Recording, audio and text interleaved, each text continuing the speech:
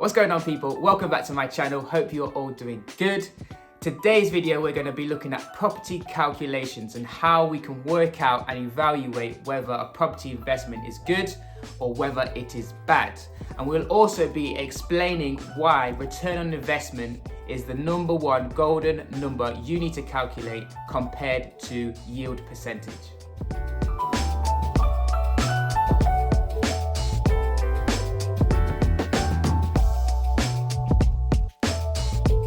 Now, before we get started, I will be using my own Excel spreadsheet, which I've put together to calculate the gross yield, the net yield, and return on investment. So if you would like to use this spreadsheet, all you got to do is subscribe to my YouTube channel. Make sure you follow me on Instagram and drop me a DM with your email address and I'll send this over to you. So what is yield? Yield is basically your earnings generated from an investment. Now, there's two different types of yield. There's gross yield and then there's net yield. To calculate gross yield, all you have to do is take your annual income from a property, divide it by the purchase price of the property, times by 100, and that will get your gross yield. If you take a very simple example of a property that's worth £100,000, which generates a rental income per year of £10,000, that will give you a gross yield of 10% per year. Estate agents use yield, and especially gross yield, as a marketing technique to make the deal more attractive to an investor.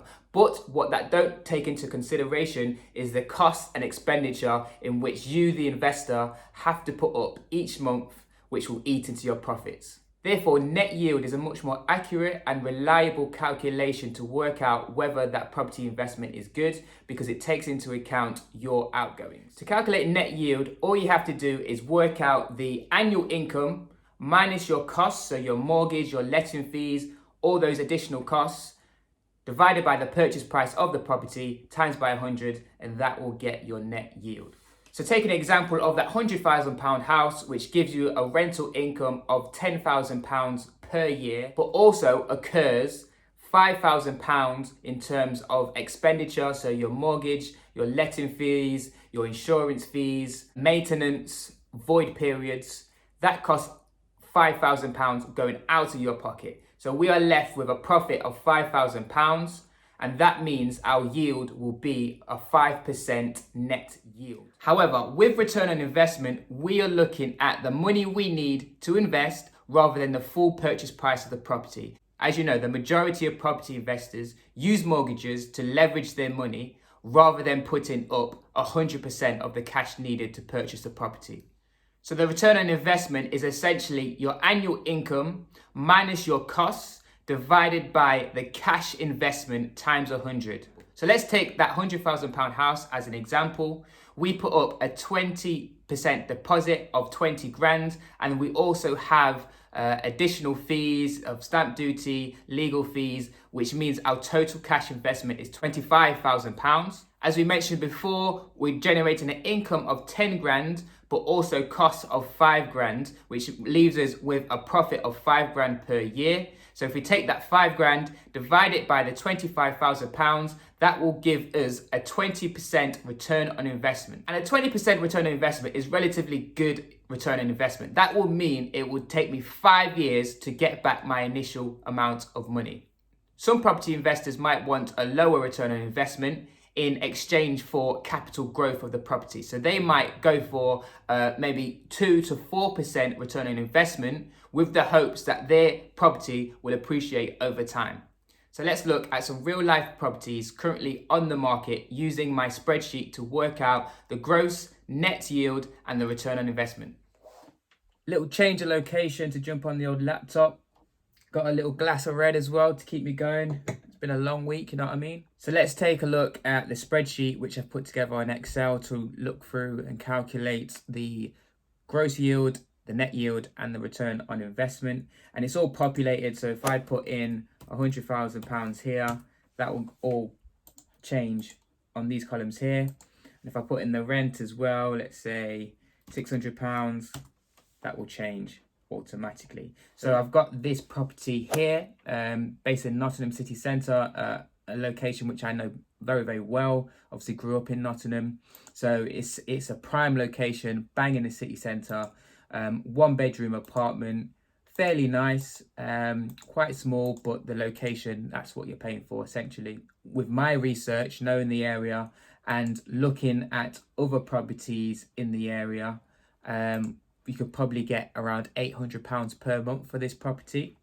So we'll type in the purchase price here of 115,000, £800 rental income, and that will give you a gross yield of 8.35%, which we know is useful, but it doesn't take into account our expenditure and our costs of owning the property. So if we come over to the net yield, purchase price of the property 115,000, monthly rent 800, annual rent income will be £960.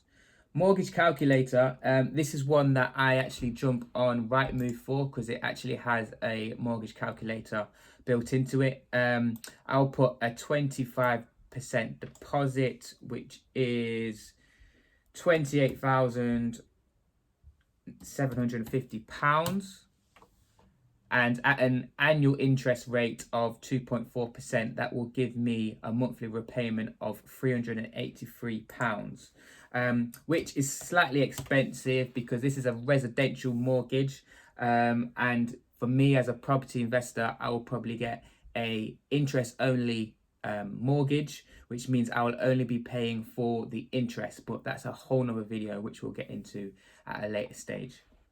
So my monthly mortgage payments will be £383. That will mean my annual monthly payments are just over £4,500. Letting fees I put in as 10% of the rental income. And I've put at least 1 month of voids just to give itself a little bit of cushion.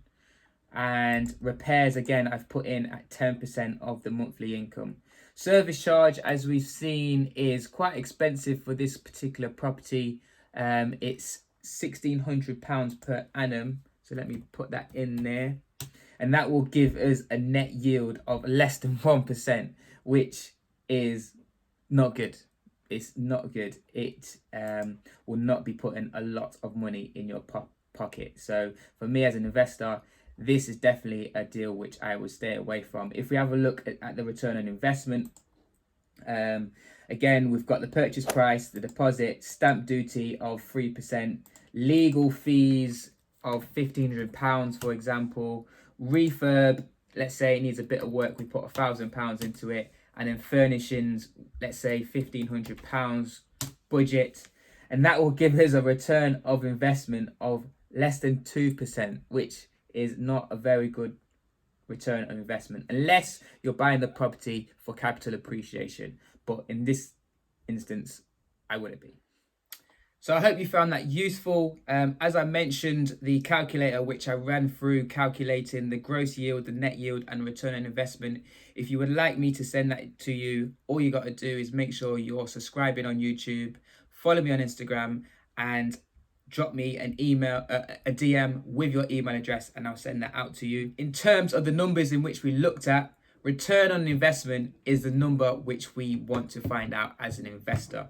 The gross yield and net yield are good in terms of initially comparing properties, but as an investor, we want to ultimately find out how much that investment is going to cost us and how much money we're going to get back.